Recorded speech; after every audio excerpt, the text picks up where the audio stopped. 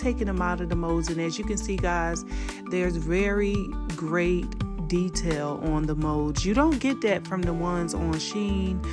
They're pretty flat, and not only that, they make your beads burn really, really quick. I just love how this pumpkin turned out. As you guys can see, when I turn it, you can basically see like the shade of purple and also the glitter as well.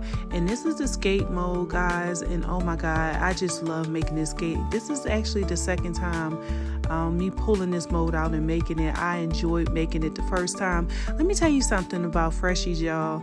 Some people may look at it and be like, oh my god, that's a lot of work. But you listen, when you love to paint, you love to relax, and you just need that moment where you could just kind of sit down, let your hair down, have fun, and make Freshies. Guys, I am loving how these turned out. They look so nice. And let me tell you something, when you got really good detail on a Freshie, it makes it so easy to paint.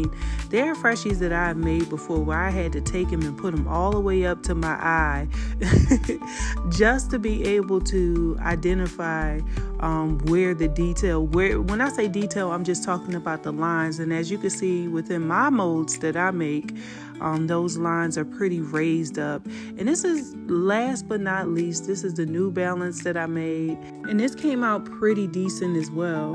One thing I can say is when we take and we dust our molds with mica, it cuts down the amount of work because you don't have to paint as much, okay? Now what you're going to do is you're going to take all of those Freshies that you just pulled out of those molds, and you want to go ahead and put it in your poly bags. Now guys, they do not sell these bags on Amazon. I will link these bags in the description box, okay? So now I'm starting out and I am painting. Now guys, as you can see, I used to use the metal tips, but I switched from the metal to the plastic because I noticed that with the metal, my paint would just, it would start coming out all around the top, and it would do everything besides come through that metal tip. And then another thing is I could not really flow. And what I mean by flowing is, you know how you just painting and the paint just coming out, and with the metal tip, I found myself scratching a whole lot. So I went to the plastic, and the plastic helped me to paint so much better. So what I'm doing right now is I'm pretty much just outlining, anywhere there's a line, I'm just taking my black and going around it and just outlining it. And I outline everything where there is a line. So basically, where you see all the lines for the hat, the bottom of the mold, all around the coffee cup, the straw, the pumpkin, everything gets outlined in black.